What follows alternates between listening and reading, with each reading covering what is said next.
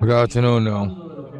We are back and we are enjoying our stays here. The last few moments we have here in Varadero, the beach and the sand and the warmth of the Caribbean and our land.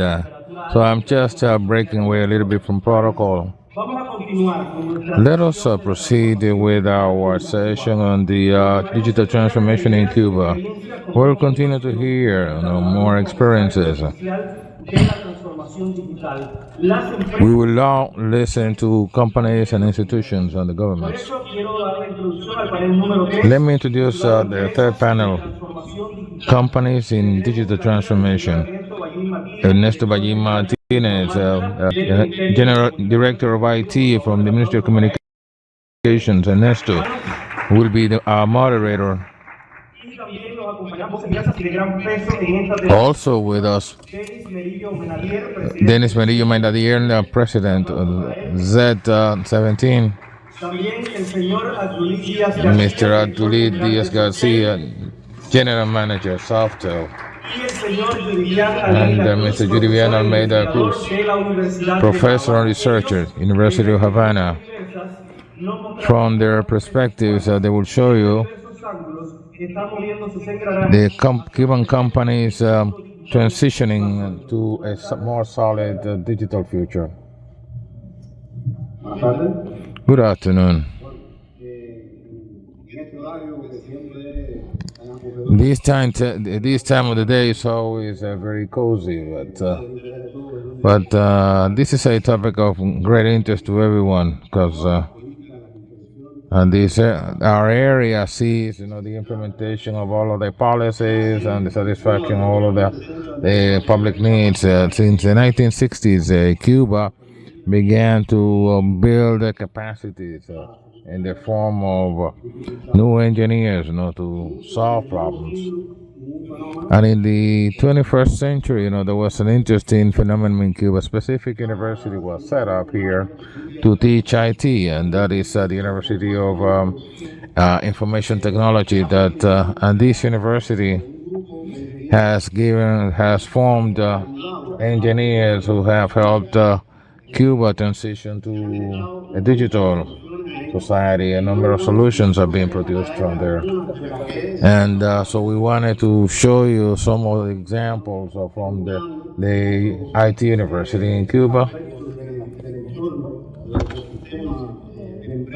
And of course, we will also be discussing other IT companies and tech companies existing in Cuba and their ability to generate solutions that are now only available to multinationals to which Cuba has no access. I have with me Dennis, who is the general manager of Z17. That company was established under the University of IT, which is existing in our Havana's technology park, and it is a separate company, and it has partnered with the techs, and it is playing a very important role. Abduly is the general manager of SOFTEL, which is a software and development company that supplies services to the Cuban healthcare sector, and it was established in the 80s, and it was the first company that set up shop at the University of IT in response to a call from the president of Cuba. And then we also have a professor from the School of Mathematics and Computers and the University of Havana. And he will also discuss the development of additional capacities to address the challenges being posed by life. So we have a small video presentation from Z17. This video presentation shows you where we are. An opportunity to create a new content, upload videos, or to have a live variety of audiovisual material. So you can see the Cuban TV live on streaming. So don't download www.pickedup.cu. Picta has everything.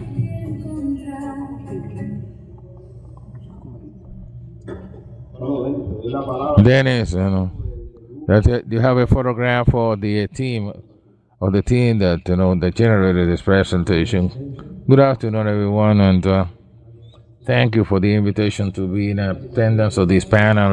Z17 is Cuba's number one spin-off company that was established out of the IT university, which was set up at in an incubation park, which is the park, the scientific park of Havana, and it has three major applications originally. That is Olpictica Picaris. This is a company is looking for technology sovereignty, and we are supporting communications, entertainment, and streaming services, and we also have a virtual shop, using Android technology, and in that way we can, overcome certain limitations that Cuba may have. As you are aware, a number of applications, a lot of applications that are not authorized, for Cuba, and therefore we have developed our in-house applications. So the software developers in our company have this mission to continue to position, these three platforms in the Cuban context as Z17. Supplies a number of services, including IT applications and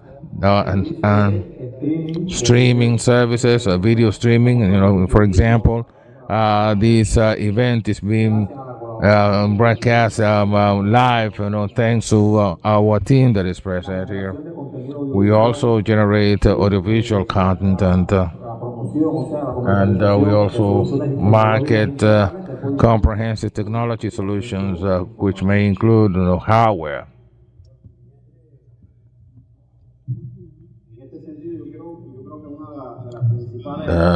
One of the main contributions from these platforms or the region is that, for example, the PICTA platform generated by this company supports the sale of audiovisual materials that are part of our culture.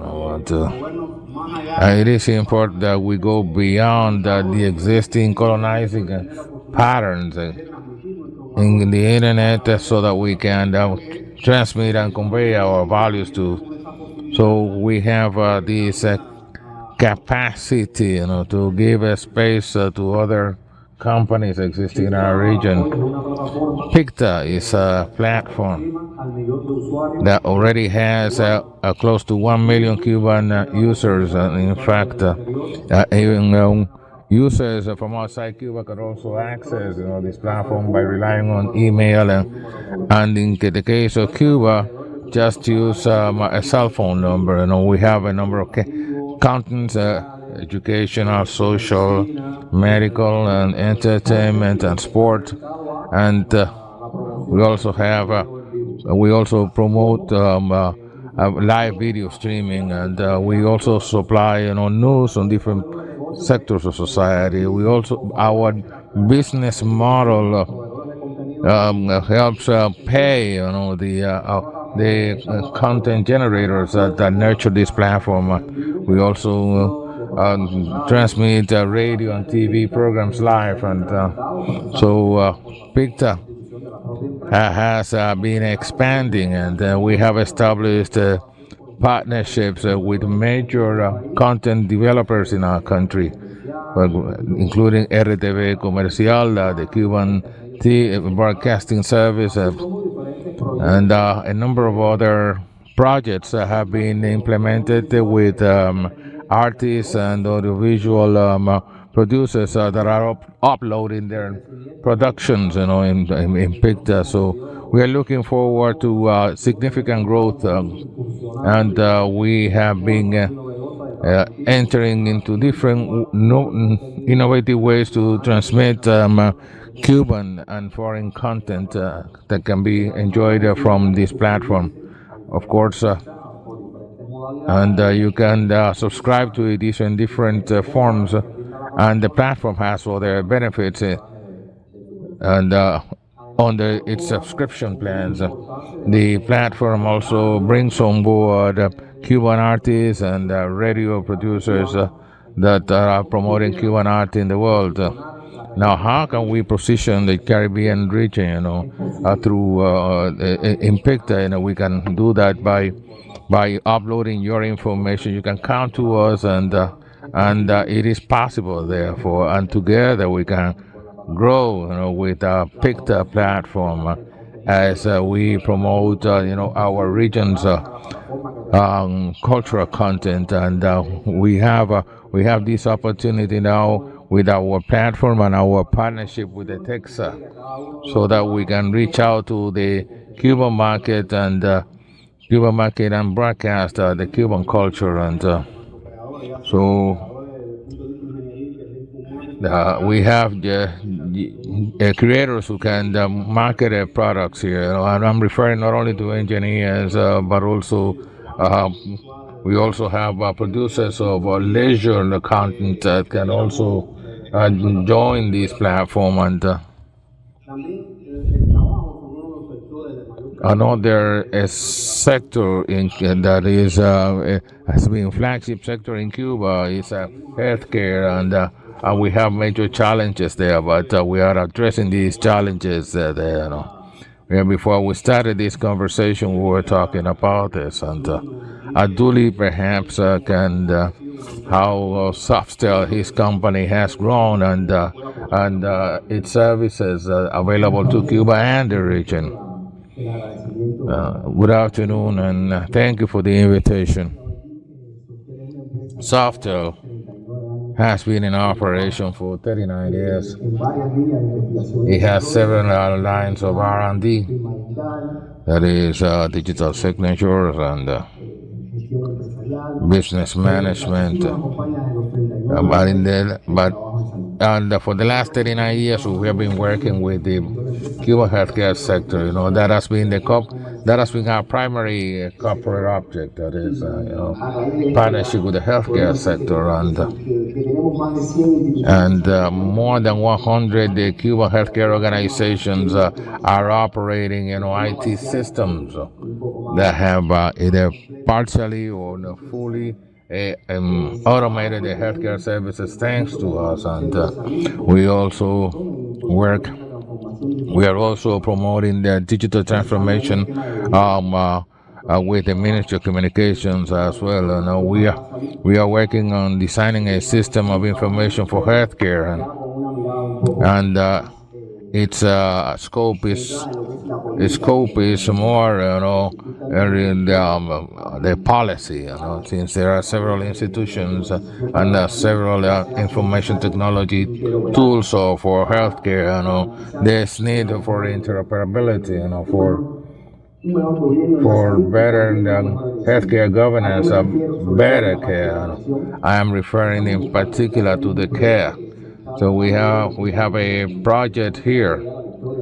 In order to reach out to the centralized individual medical record, so that an individual is treated in an institution, and that is his medical, the individual can be treated in any other institution in Cuba, and then that doctor may have a capacity to access these individuals' medical history. That is, therefore, the care provider can provide better diagnosis of the patient by having access to his patient's clinical history. So there is a digital transformation in progress. And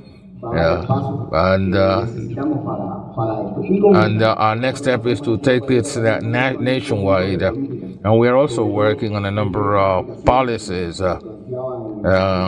as was discussed in the panel with the ladies, these policies are necessary in order to organize all of the information that is available and statistics available from our and foreign institutions. But we need to organize the data so that the information and the statistics can be made available centrally.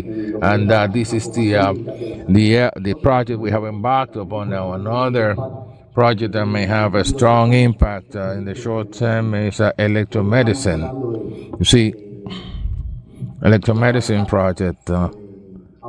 We are using the existing ICT capacities and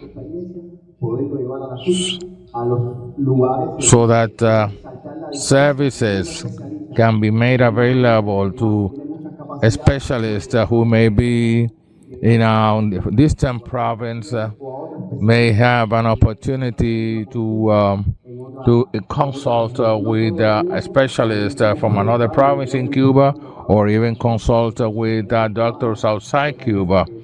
That is, we are dealing with we are partnering with other companies in the area of healthcare and technology. That is, we are using electromedicine in order to provide care to foreign countries. And of course, we are thinking of our region, the Caribbean.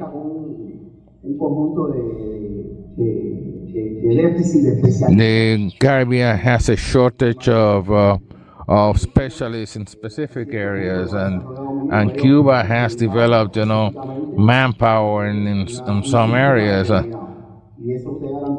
So Cuban doctors, we have many Cuban doctors with high levels of specialization, and this specialization can be made available to our region through this electromedicine project. As we are aware, Cuba has made a significant contribution to healthcare in the region through its cooperation workers, and this is another way in which Cuba can reach out to our region and beyond. These are, some of the points that these are some of the areas in which we could have a positive impact, not only on Cuba, but also our region. And this is the digital transformation that we are seeking, that is to rely on ICTs to improve healthcare, which is the sector our company has focused on. And the electromedicine service is widely used, particularly in the wake of the pandemic. And this is an effort that involved not only SOFTEL and other companies, including the University of IT, and the results of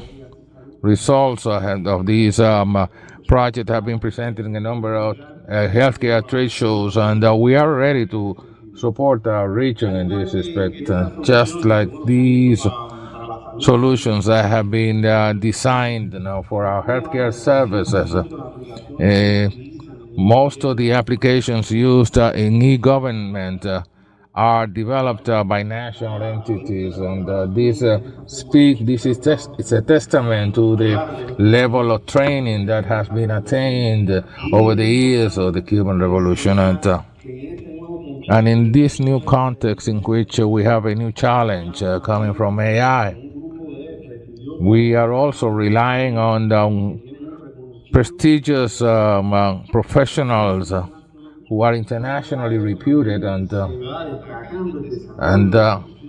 we are designing solutions here using AI, in different sectors of our economy. There is one that is associated with our indigenous values, and let me invite Yudivian, who is an expert in this area of AI. Thank you for the invitation. Just a few comments to start off.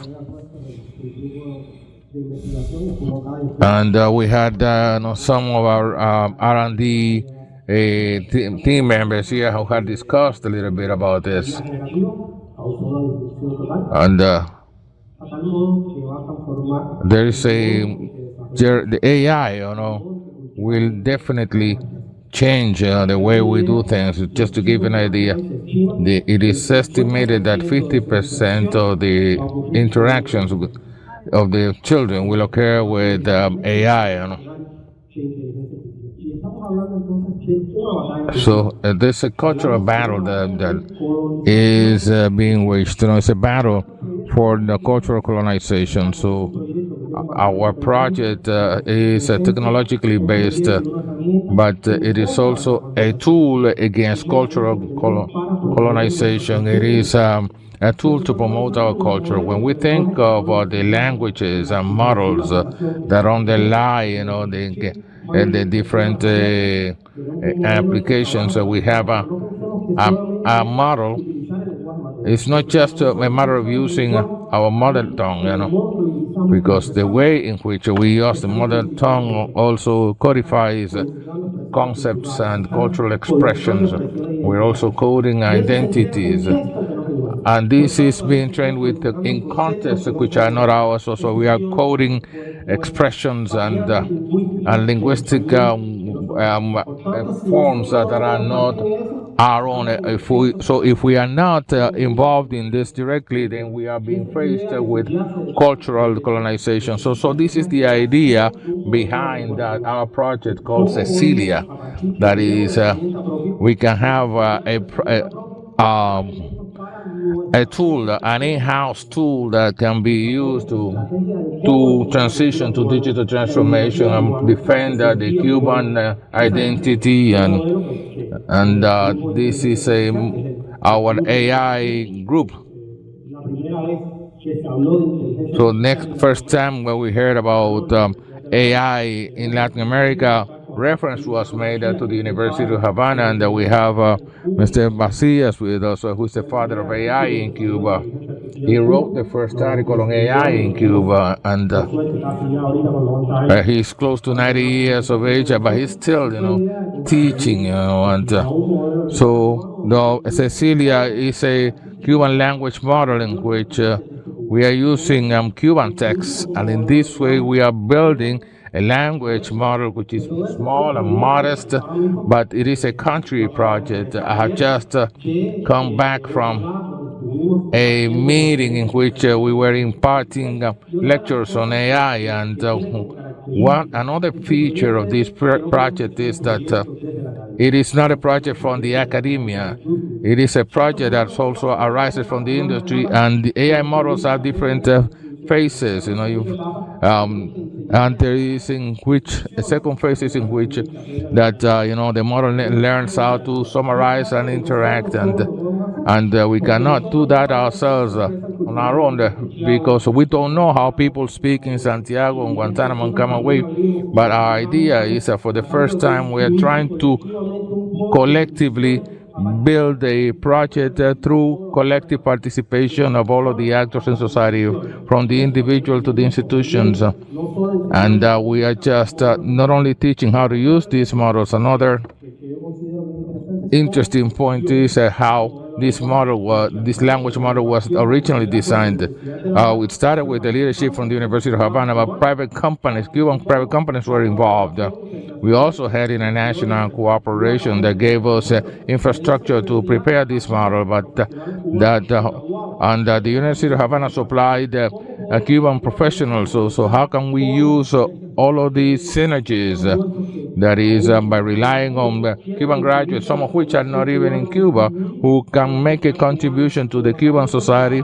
And for the first time, we have a tool that we need to continue to develop that can be used as a differentiating element in our battle. Because when we talk about these contents, we always say that this is a cultural project. It is a tool that, in our opinion, should be a country project. There are other similar developments, and we are generating synergies. That is how to build knowledge and how to generate data to satisfy specific needs. So we need to improve the number of data, and so it's just all of this is part of Cecilia, so which is a constructive block, because the language models is not just this logical application to interact. They are also, brains that are behind the development of many applications, and these applications will be developed by the industry and by SOFTEL, and they will be, in the different languages. And you see, we want our audience to use a homegrown tools, and these are not. Cecilia will not be the only tool, and. No, privacy. The data privacy is another important point. When we use these tools, we are sending out data outside our country, and people will use these data. So if we have an in-house development which is adjusted to our infrastructure, we can also have local developments with data protection. So this is the idea behind this project that we have been running for some time now. It was first introduced May the 29th at the University of Havana, and we are presenting it today. Thank you, Yudivian. The proposal from here is clear. We have obvious capacities in our audience. Both in person and virtually. There are English speakers, and we find also wealth in the region, in terms of language, in Spanish and also English and French, and that culture can be further boosted, by relying on the homegrown developments which depart from foreign models, and at the same time we can make a contribution to growth and development. This is just a sample of the different activities being carried out in Cuba. Let me thank you all for your patience and the panelists for the presentations. May I ask a question? Good afternoon. I just wanted to, I couldn't let the panel conclude without extending my congratulations on the excellent work that is being done here in Cuba in telemedicine. So I'm aware of the cooperation between Cuba and the rest of the Caribbean and the world in terms of medicine. And I wanted to suggest and propose, now that the minister's here, that we work towards maybe the signing of an MOU to promote telemedicine within the Caribbean, working with Cuba and the excellent facilities that you have here. So maybe we missed the opportunity here, but hearing it now, maybe next year at the Informatica or maybe a CARICOM heads of government meeting, that we work along with CTU, Government of Cuba. There's also another CARICOM agency called the Caribbean Public Health Agency, CARPHA, that we work closely with. And I want to propose that out of this discussion that we take action in terms of promoting telemedicine within the Caribbean. Thank you. Muchas gracias. Thank you. We'll keep in contact, and it will be our pleasure to work with Electromedicina, you guys. Let us give it up for our panelists, please. The panelists are asked to rise, for the official photo op.